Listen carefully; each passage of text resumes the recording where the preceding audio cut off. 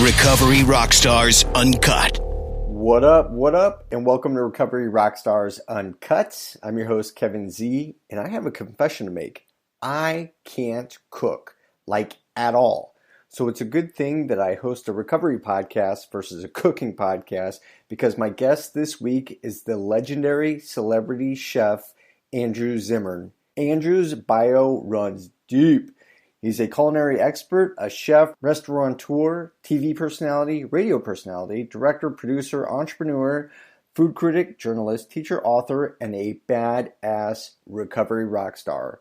Andrew has almost 30 years of sobriety, and on this podcast, he drops some serious knowledge and wisdom. Andrew admits that the gifts of sobriety are endless, as you can see from his bio. You guys, I hope you enjoy this podcast, and now let's get into the show.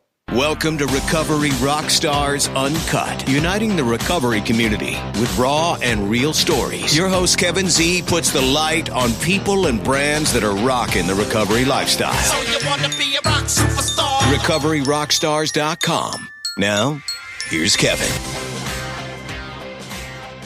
Perfect. Because you got 44%. So we're going to get into it. I got 44%. Andrew. All right, Andrew, thank you for being on the Recovery Rockstars Uncut podcast. How are we feeling today? I'm good. You know, I went and exercised, played some disc golf, and it's something I learned very early on, actually, in recovery. The reason I picked up disc golf was that one of the counselors at my halfway house at the start of my current sobriety, which is almost 30 years long, said to me, he said, you only like to do things you're good at. He said, why don't you do one thing a week that you're not good at, that's new? Try watercoloring, try this, try that. A lot of stuff went by the wayside, but two of my bigger passions that I have been involved with on a regular basis for 30 years is snowboarding, which I picked up for that very reason, and disc golf. Okay. And I owe it all to Mike Langen, my old counselor at Hazelden's Fellowship Club. And he sadly died of leukemia a few years ago. His legacy lives on thousands of people's lives who he touched, both in his own program and his 12-step life, but also as a ChemDep counselor at Fellowship Club. I'll never forget him. I love that. And I have to know, how are you as a snowboarder? A much better snowboarder than I am a disc golf player. I am a solid, advanced intermediate snowboarder.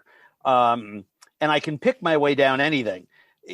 Disc golf, like ball, there are some days, I played around, I think I was 4 over par on a 20-hole course that, for me, was personal best at that course.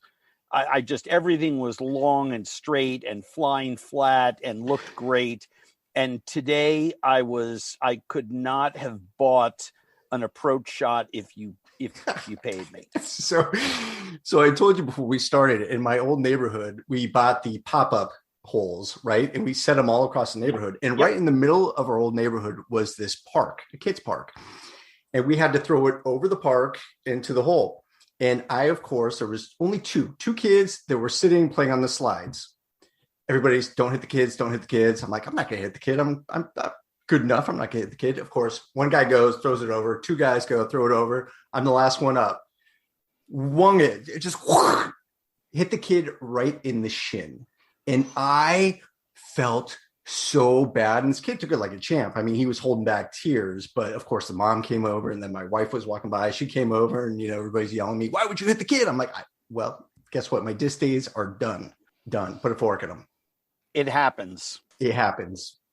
Well, I know we're on limited time, and I want to get into this. So, I always like to start the podcast off on a positive note and want to hear the best thing that's happened this week. But it sounds like your adventure out today might have been the best thing so far that's happened this week. Or was there something else?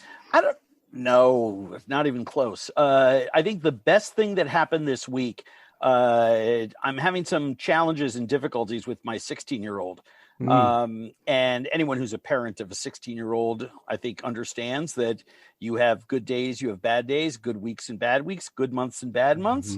And we have some real challenges these days. And I've showed up for him the way I would want to show up over the last couple of days for him. And I think what recovery, I mean, look, I love disc golf. I love my house. I love my, car in the driveway. I love, the watch I'm wearing. But the world is made up of people, and the people you're closest to are ones by whom you should measure how life is going. What's your relationship like with them? How close are you to them right now? How transparent are you with them right now? How are you living with them? And I think that's the best way to gauge how we're doing, because I can be doing great at work, TV things going great, the other little things that we judge ourselves by, especially the way other people might judge the outside. But if I'm not showing up for mid, I'm dying inside. Yeah. I'm not honoring my own emotional recovery, which is more important to me these days. In a sense, I've been sober almost 30 years. I'm not worried about drinking tonight. It's 7:30. I'm talking with you, but I am worried about being an asshole to the next person that calls me on the phone, because my disease, the hallmark of it, is that, I have instant assholeitis. I mean, just pour water on it and it can go. I have been in the best mood in the world, pull into the garage, and by the time I walk through the back door into the kitchen, something has, crept up from inside me and grabbed my mouth and is making these words, and I'm a jerk.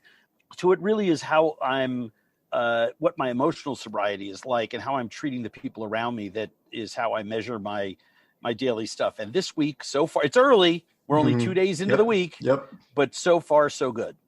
It's really interesting that you say that, because I actually have a 16-year-old son too. And, you try to be as present as possible. And when my son was young, him and I would be best friends. We'd hang out all day, every day. We'd go play sports, kick a ball, throw a ball, whatever. And all of a sudden you question, was my parenting good enough? Was I present enough? Did I have enough influence? Because now all of a sudden their friends have much more influence than you do. Music, culture, everything, they're learning from that. So it's hard also to be present with your 16-year-old, because I know they like to isolate, right? As soon as they get home, what do? They come home, they shut the door, they're on Snapchat, they're on Instagram, they're on TikTok, or whatever it may be. And it makes it a little bit more difficult to have these conversations. It's kind of it's a real challenge. It's crazy. And I measure myself, by how I show up on my side of the street. The struggles that I have with him in those areas, I always trace back to mistakes that I made that any other parent makes. I mean, it's easy to say, I should have been a little stricter earlier on with the electronics, and that kind of stuff. Culture is fighting against us in that respect. But am I being honest with him about what dad's view is of his use of electronics? That's the crucial thing for me. And what am I doing to create an atmosphere through which, when he is willing to talk to a human being, that it's going to be me, right? Yeah. And making sure that communication line is clear. It's not easy. I keep searching for the instruction manual for that kid, and I must have lost it early on, because I can't find it for the life of me. Yeah, I left it at the hospital when he was born, man. Woo, it's challenging. Well, I haven't done this in a while, but I want to do a Recovery Rockstars rapid round with you to ask a few quick questions and get your answer, because you've traveled the world and you're fascinating. I mean, your bio, I had literally paralysis by analysis trying to keep up with all the shows and everything that you do. And I mean, it's amazing, everything that you do. And I told you before we started, the fact that you're taking your time out to do this means the world to me. But here we go. Andrew, what's your favorite meal to cook? My grandmother's roast chicken. Ooh, I bet that's with good. Pan gravy. I stuff my bird, a nice green veg on the side. That's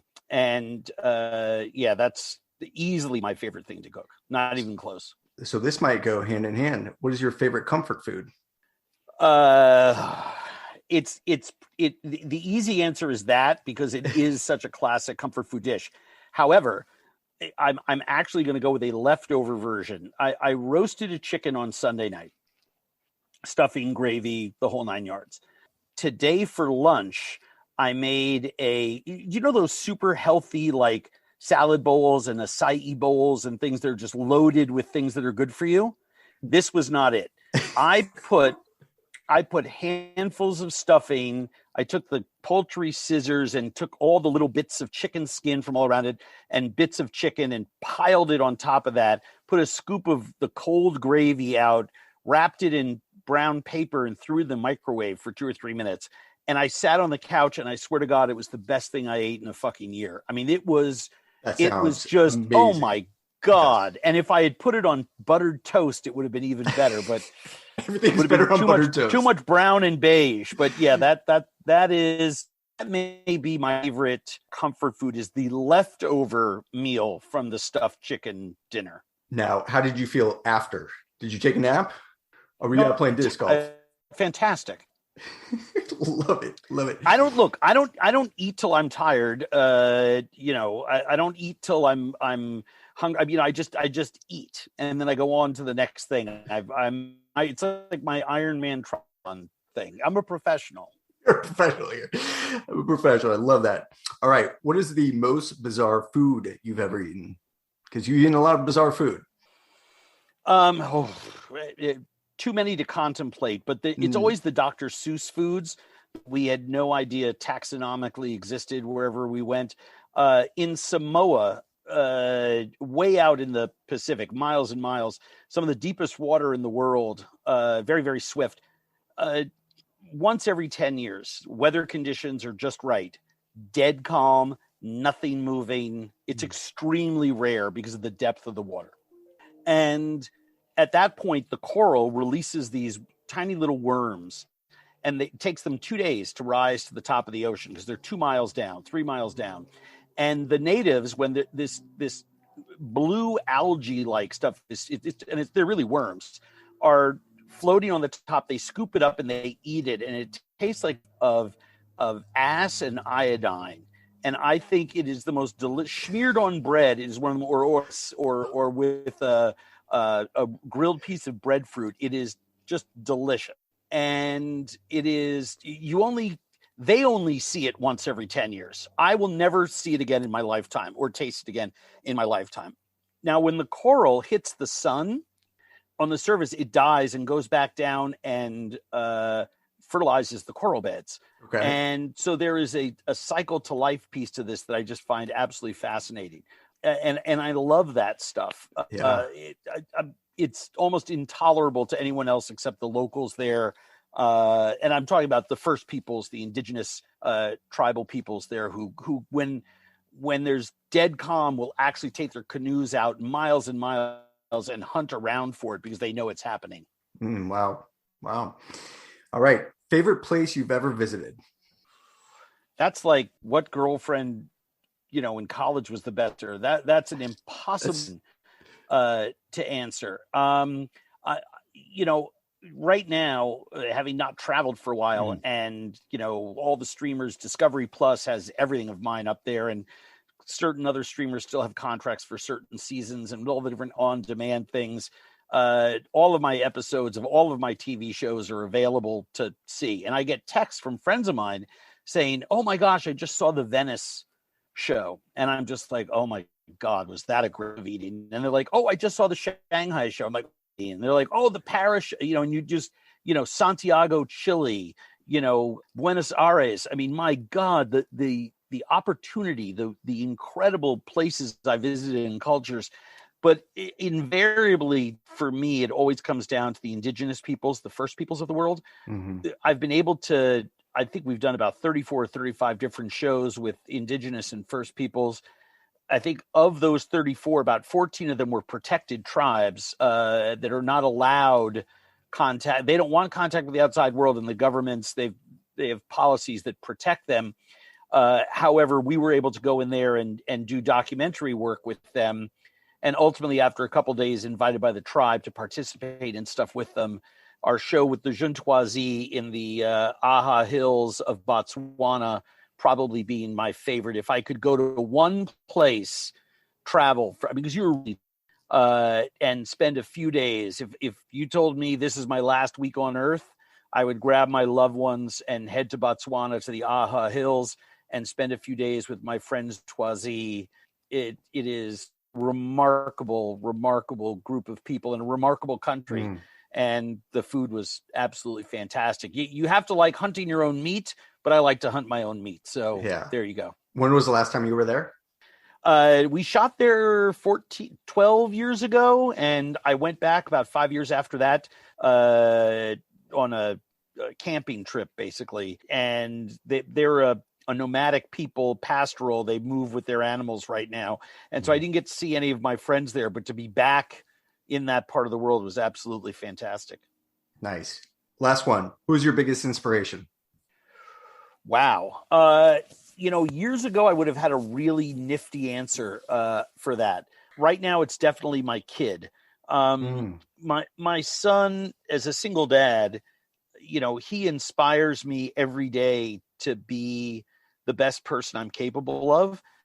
And I need that because I'm a recovering addict and alcoholic. I can be such an asshole. I can be so selfish. I can break out into a bout of self-centeredness that causes immeasurable problems in my life. And I have a lot of mechanisms in place to help me not do that. But the biggest one is to be there for my child. And, he has his own recovery, and he has his own stuff that he's dealing with. And how he's been living inspires me. So it's a really miraculous thing. It's definitely the parenting thing and my kid. Yeah, I love hearing that. I know we're a little bit against the clock, so I do want to get into your journey. So you were born and raised in New York, and I want you to talk about kind of your upbringing and your relationship, one, with your family, because it sounded like you grew up in a family with a lot of love and support, and that not only stemmed from mom and dad, but with the grandma as well. I'm listening to you talk about. Sure. I was wanting for nothing, but there was something in me that, I was an alcoholic before I picked up the first drink. I had every ism in the book. I was self-centeredness run wild before I picked up the first drink. I was having consequences from that self-centeredness. I was having consequences from my isolation. I was having consequences from not sharing myself with other people. By the time I needed other people's help, I was pushing them away so hard because I refused to believe that anyone could help me. I truly felt, I didn't have the words to express it, that I was beyond human aid. You wouldn't understand. Maybe it's you caused this. I mean, if it's a parent or a teacher or a friend or an ex-girlfriend. I mean, just all of the excuses in the book. And then I crossed over with my using from that place of, denial where I would tell you, no, I don't have a drinking and drug problem, to that place when I was in my early 20s, 23, 24, where I would just look at you straight in the eyes and say, I don't care. Fuck you. Get out of the way. You're interrupting my relationship with my chemicals. And that became the most important relationship I have. Every decision revolved around it. How am I getting it? How am I protecting it? When am I going to use? How am I going to use? It became all encompassing. It became smothering, and it snuffed out every other piece of my life and every feeling that I had, to the point that I, was kicked out of my last apartment, went homeless, squatted in an abandoned building down in Lower Manhattan on Sullivan Street. 31 years ago, it was not a very nice place to be. It's very, very posh now, but 31 years ago, it was not. And I slept on a pile of dirty clothes every night, and I stole Comet Cleanser every 2 or 3 days from the bodega and sprinkled it in a circle around my pile of dirty clothes. So when I passed out, the rats and roaches wouldn't crawl over me. God. I stole purses off the backs of, restaurant seats and ran to the park and shredded them and kept the passport and credit cards and cash and went down to my old heroin dealers in Alphabet City and sold the credit cards and passports so that I had money to quote unquote live. I did horrific things and compromised every value I ever had. I rolled drunks at 4 a.m. coming out of nightclubs that I used to frequent as a customer.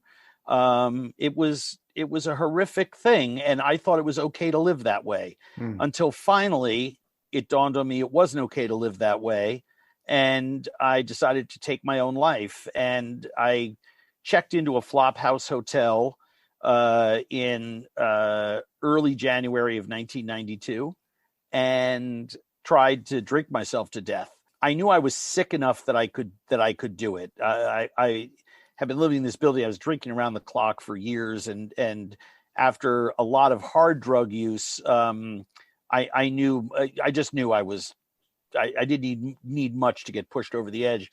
And I drank for 3 or 4 days, and I came to one morning and I wasn't dead, but I also didn't have that ace bandage of anxiety around my chest that I had had literally since I was 4 years old. I remember being 4 years old and waking up and having that ace bandage of anxiety around my chest. And I had to do things to relieve that feeling. Later on, it became drugs and alcohol. When I was 4 to 12, it was, various kinds of misbehavior and overeating and taking things that weren't mine and other selfish and self-centered things. But when I woke up that morning in late January of 1992 without that ace bandage of anxiety, I did something I hadn't done since high school. I walked over to the wall, plugged the phone in, and called one of my best friends and asked for help. I hadn't asked a human being for help since, I don't know, 2nd or 3rd grade. I'm being really serious. Yeah. In asking for help and in sharing what was really going on when my friends showed up, my parents thought I was dead at that point. A lot of my friends thought I was dead and disappeared. I had done enough to redeem myself to buy a couple of days, and immediately tried to take back my will. I mean, immediately tried to con him into lending me money and all the rest of this. But he already had a plan and was a day ahead of me. And a few days after he found me in that hotel, after I had called him, I walked into what was yet again another intervention for me. Except instead of telling everyone to go screw themselves and walk out, I just looked at them and said, "What time's my plane?" And went. And at that moment, I would have sobered up in a drugstore. I was just sick and tired of being sick and tired and completely done. And got to, I was on the hospital unit on the, at Hazelden for 5-6 days before I went down to my unit. And I would have, like I said, I would have sobered up in a liquor store. I mean, I was head, ass, and overcoat ready to do this. I had been so beaten down. And I had tried absolutely everything that I knew of for 15 years of hardcore using. I mean, really hardcore using. Talk to us about that. So you were doing concoctions of cocaine, cocaine, yeah, every kind of pill you could imagine, hallucinogenics, marijuana, booze, often all in the same day. I mean, it was, I never went out the last, 8-9 years. I mean, I always had a speedball mixture in a vial so that I could quote unquote function. The heroin cocaine mixture for me was a really important thing. When I couldn't do that, other kinds of opiates mixed with other kinds of speed were okay. I mean, look, some of the places, some of the lows were so low. I mean, I walked into my heroin dealer's apartment to find her overdosed with a needle in her arm and blue. And in my estimation, clearly dead. Did I check the body? No. Did I just walk backwards out of the apartment? Yes. Do I think about the fact that I never called for help? Absolutely. I think about it almost every day. Have I done a lot of work on that? Sure, I have. Have I done a lot of work on the trauma associated with, other aspects of my upbringing, other tragedies, other things I did when I was using? Sure, I have, but I use those stories to my advantage now. But the lows, I'm a serious low bottom alcoholic and drug addict. And, I just did what I was told in this sobriety. I landed in Minnesota, January 28th, 1992, and I haven't used since. And, I got a sponsor right away. I mean, I was convinced, that I had the same feeling in treatment that I had everywhere else in my life, that all the other 20 guys on my unit were going to get this thing, and I wasn't. And I felt the world was skewed against me. All I kept hearing from speakers, from lectures, from counselors, from the books we read, everything I was exposed to said, in order to recover, you have to develop a relationship with a power greater than yourself. You got to believe in something. You got to have faith in something. The only thing I ever had faith in was my drugs and alcohol. And even then, I was still chasing the first highs of my youth, right? So I wouldn't even say that faith was complete. It certainly, I would call it faith. I wouldn't call it certainty. And I thought everyone else was this thing. And somebody pointed out that there's a promise in one of the 12 steps, in the 12-step program that I attend, that guarantees a spiritual awakening if you do the work, that you can have a rote experience. You don't need to have a white light experience to recover from alcoholism and drug addiction. And I said, okay, if I have to trudge to the top of that mountain, trudge I will. And I trudged, but I did everything I was told. People said, get a sponsor. I got a sponsor. He's my sponsor today. They said, work the steps. I worked the steps. They said, go to meetings. They said, go to meetings. And then luckily, I got involved in groups that prioritize service work above all other things. And it was in service work that I found the relief and happiness that I had craved my whole life. I still get caught up in my own head. I still, as I said before, will break out into irrational bouts of self-centeredness. I've got so many backstops in my life because of the service work that I do, and not just with recovering people, but on boards of other charities and hunger relief and on and on and on. And because of that, every day I'm spending hours doing things for other people. And when I'm doing that, I'm not thinking about myself and my own damn problems, and that is the secret for me in my sobriety, is that focus on service work. I tell the young men that I mentor in my 12-step program that, you can't think your way into right acting.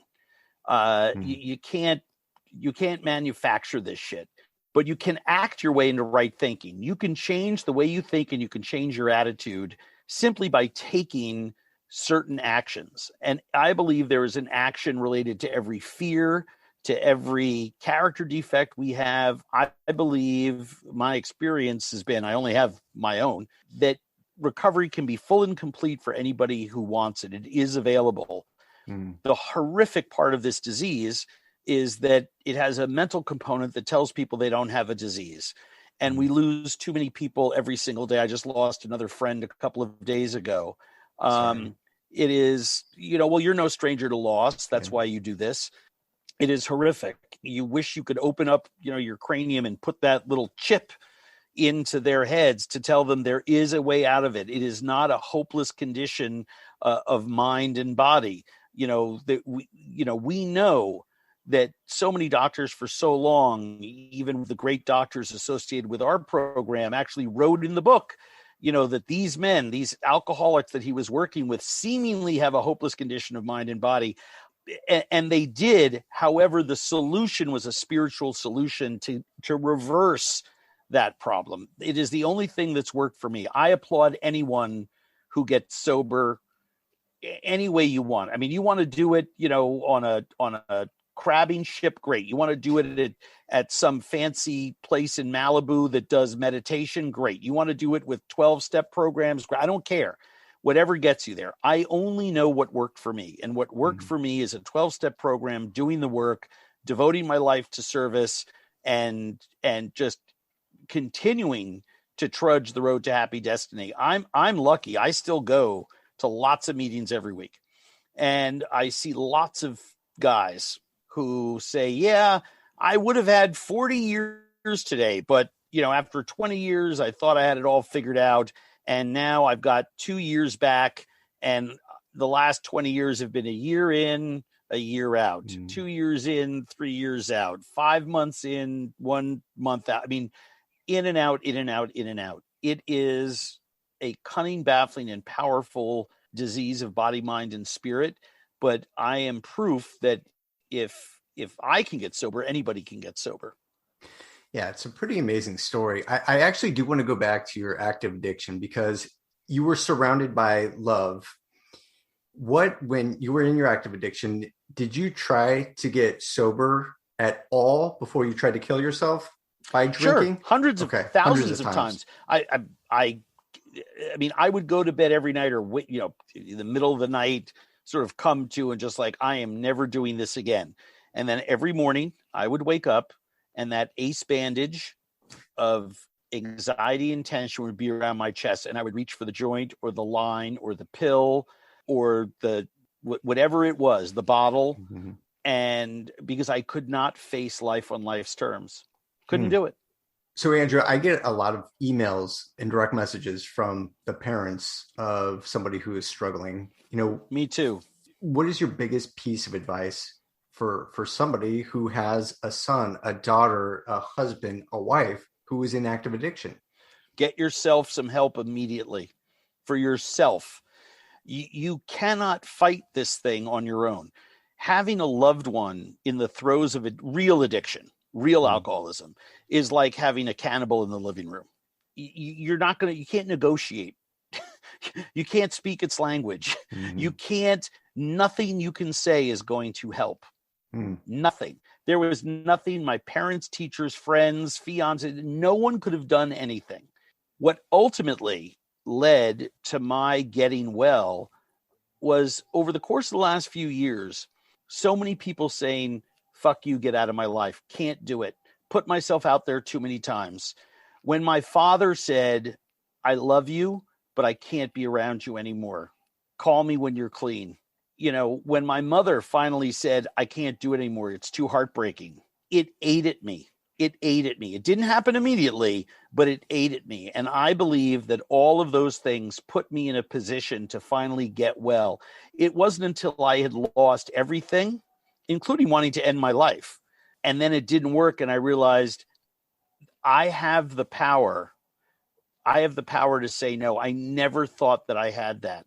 Now, for people who have loved ones, whether it's through Al-Anon family groups, whether it's through a therapist, whether it's through, social workers, whatever it is that you need to do to get well for yourself will help in your fight against the loved one with this disease. My sponsor, his son, he would always bail out his son. And his son is sober, I think now 34 years. But when my sponsor tells the story of it, it was a 10 degree below night in the middle of a cold Minnesota winter 34, 35 years ago. And the knock on he hadn't seen his son in months. And there he was, no coat, and asked for money.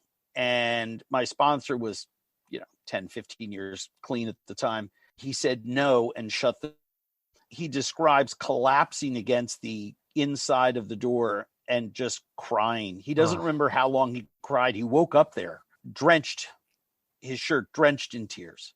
He didn't know that if he would see his son again, but he was convinced he would either see him in the morgue or at an AA meeting, because he knew that without him, there was nowhere to turn. Now, what's great is when you hear the son also share about this story, how he walked down this hill in St. Paul and made it to, he didn't want to die and he needed warmth. And so he went to the private version of the Salvation Army, a center for homeless people, and actually went in there and started talking to people and got 12 stepped in there and didn't drink again for the rest of his life.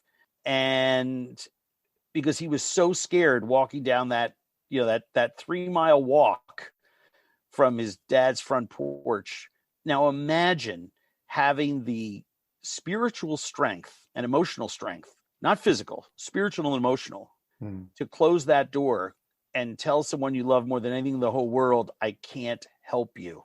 Because he knew that help was just enabling, that it would, he would give him help and then his son would go out and use again and get hit by a car or OD or whatever it was. It did not have a good ending. His only hope was to risk that it made enough of a difference. And the same thing was true in my life. When enough people told me I'm done with you was when it started to get my attention. Now, I am not suggesting people do that just willy-nilly on their own. You have to know how to communicate that.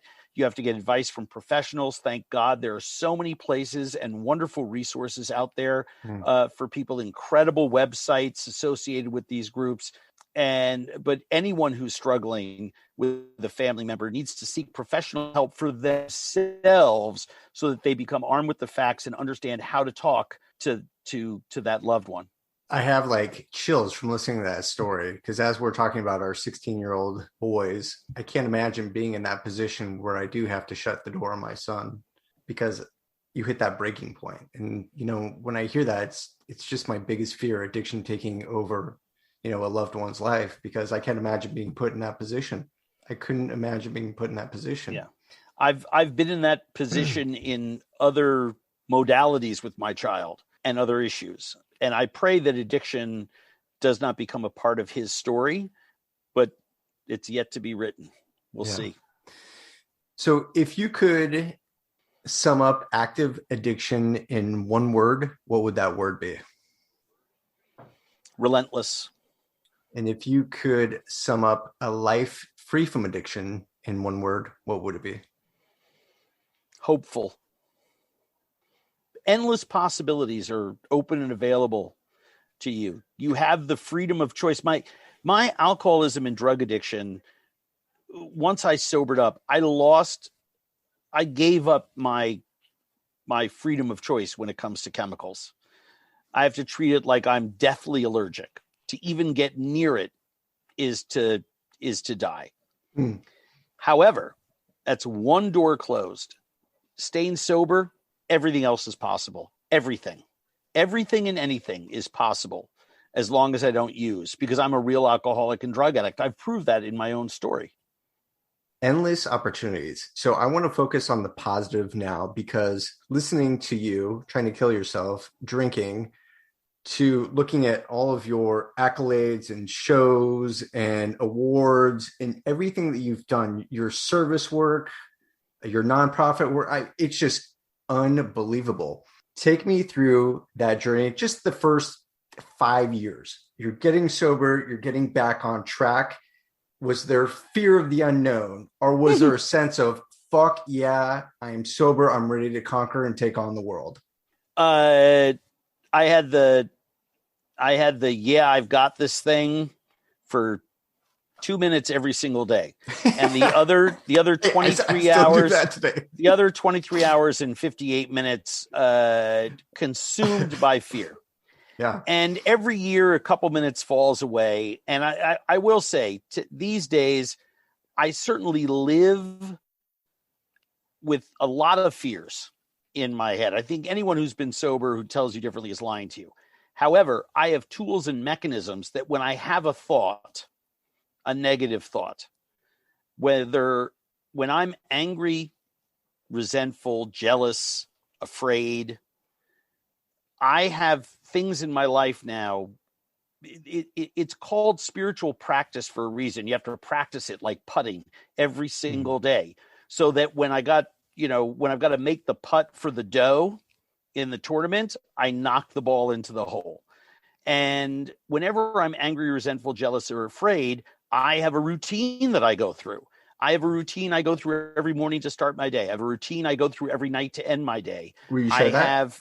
Yeah. I mean, I get up in the morning. I say 3 or 4 prayers.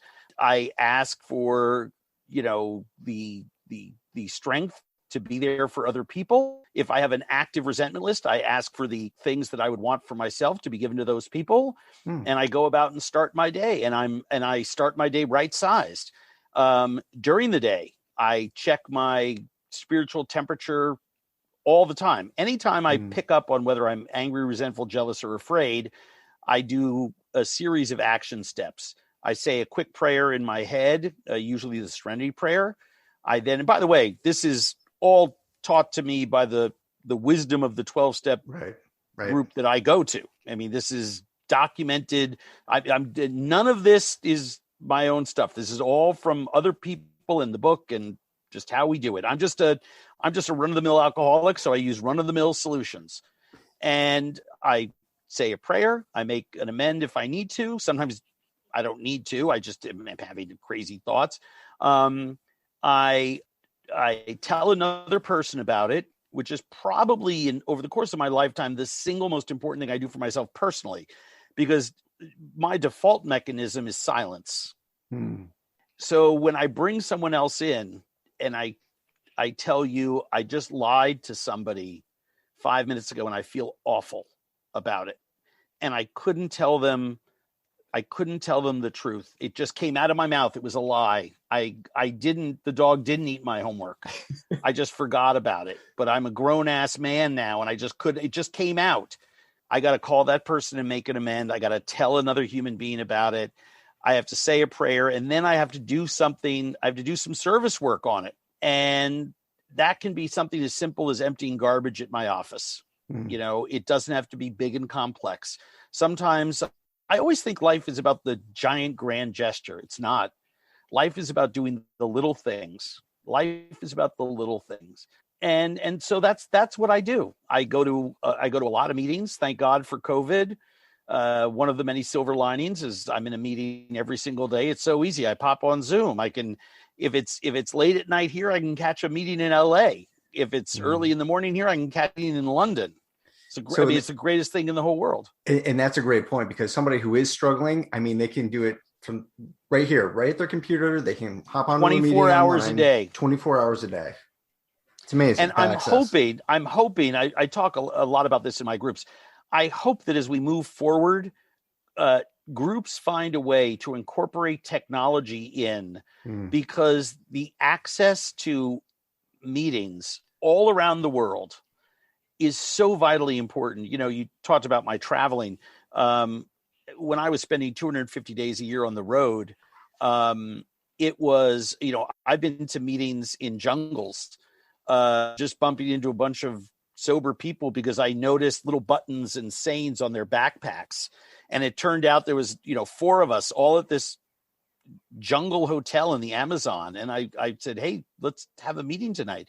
I've been to meetings in tiny little villages in Thailand, where they would only meet once a month, where they could get enough people to come together. And I don't speak that dialect of Thai that they did in far northern Thailand on the Laotian border, but the cadence of the meeting was the same. So everybody, you'd hear people, you heard the leader speak in Thai and then look around, and I knew he was saying, anybody here for the first time? And I raised my hand and said my name. Anybody here willing to sponsor? The cadence of the meeting. And at the end of that meeting, an old man came up to me with a younger man to translate for him. And he asked where in America I was from. And I said, Minnesota. And he went into his pack and pulled an old tape. The tape itself had been cut. He couldn't listen to it anymore, but he kept the cassette anyway. And it was my great grand sponsor telling his story. Oh, no way. And it had his name, and I got to tell him, that man is my sponsor. And I go to meetings with that man all the time. I mean, those are the moments I get goosebumps thinking about this. I've traveled to foreign countries to attend conventions and been with 15,000 people in a stadium saying the Serenity Prayer. I'm a decent human being today most of the time. The greatest gift in the world is that I'm still alive and able to contribute and give back. Yeah. And, even my show, most people don't realize I talk about it sometimes, but what I learned in my 12-step group for the first 10 years I was sober was all about patience, tolerance, and understanding. Right. And I kept thinking about that. It's on our medallions. It's everywhere we look. And I kept realizing we live in a world where patience, tolerance, and understanding was being used less and less. And we were actually defining ourselves by our differences instead of by our commonalities. And so I wrote a TV pitch about going around the world and exploring culture through food to show people that even when someone is eating some heinous fermented, walrus intestine, they're having the same interaction at the dinner table with their family and loved ones, and they have the same relationship with food and culture and tradition. It may look different, but we all share the same humanity. And that show became Bizarre Foods. Now, we never put a big circle around it or chironed it or, threw a graphic up, but I developed that show based on principles of living that I learned in my 12-step meetings. So, and I just kept asking myself the question. And eventually because I was a chef and owner of a restaurant and going to meetings all the time and 8, 9, 10 years sober. And I said, something, screw it. I got to do this. And it was just an easy step. Recovery has given me every single thing that I have in my life. It's restored me to sanity. It's given me a life better than one I ever could have imagined for myself. And today, despite the fact that life is fired at point blank range, I mean, I still, my parents died. I got divorced. I have problems with my kid. I don't know if I'm ever going to work again. I mean, you have all these things happening. Life is life, right? No one avoids life. However, I have the capability of matching serenity to whatever calamity comes my way because I've stayed sober and I've been given the gift of real sobriety. And there is nothing that I treasure more in my life. It is the single greatest achievement that I can think of, because without it, I wouldn't have been able to do anything else. And I can't possibly repay the debt I feel I owe to the people of Minnesota, the state, this incredible community that loved me up until I learned to love myself, and all of the people that I come into contact with. It's why I was, said yes to doing this right away. You get asked to carry the message somewhere, someone is going to. I'm very lucky as a public person because I get feedback, right? I am so blessed that 6 months from now, somebody is going to contact me and say that their brother or sister or son or friend saw this podcast and, got a couple days of sobriety in, or started their sobriety, or started their journey, or it helped someone feel better, or it did something. That's the greatest gift of all. You have me so pumped up right now. And I just love hearing you're passionate about your sobriety and your recovery. And it's given you the life that I don't know if you, when you were 20, thought you were going to be who you are right now and have the status. Not even close. Let me tell you something. I think this is true of all of us. And I think it's a good place to leave the conversation. Anybody who sobers up, I encourage you, write down on a piece of paper what you want life to be like for yourself. Write down all those dreams and desires and seal it up and, bury it in the backyard, hermetically. Give it to your best friend and tell him to show it to you in 20 years. If you stay sober, you read that on envelope. If what had come true was what was on that envelope, you would have undersold yourself.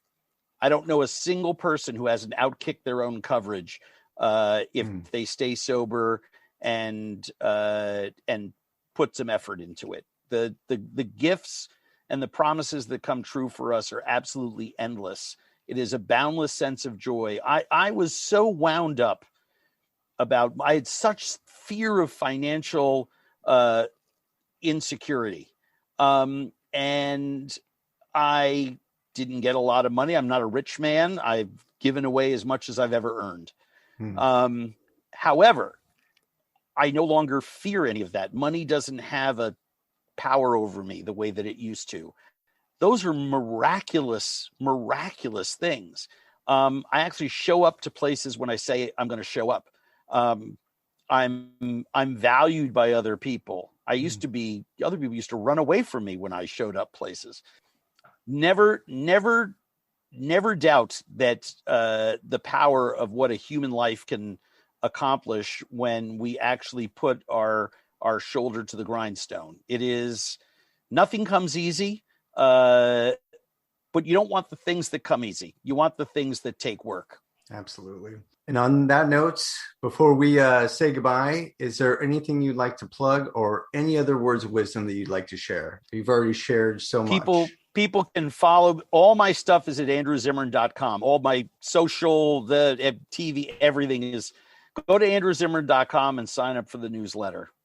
Perfect. Andrew, from the bottom of my heart, thank you for coming on the Uncut podcast. Oh, thank you. And to everybody listening, if you are struggling yourself with this disease, just pick up the phone, call a friend, and tell them what's going on. Just tell them what's really going on. Be honest with one human being and start the road to recovery. That's all it takes. Boom. Thank you, Andrew. Thank you. You have a great night. Yeah, you as well. Take care. Bye-bye. Thanks for being in recovery, rock stars. I guess today's episode is done. In all seriousness, though, Kevin appreciates you being part of this community. RecoveryRockstars.com. Want to email us? Kevin@RecoveryRockstars.com. Facebook, Recovery Rockstars. Instagram us @Recovery Rockstars. Kevin's wardrobe brought to you by Kevin. Kevin's transportation brought to you by Kevin. Kevin's cable bill paid by Kevin so he can keep this podcast going. Goodbye.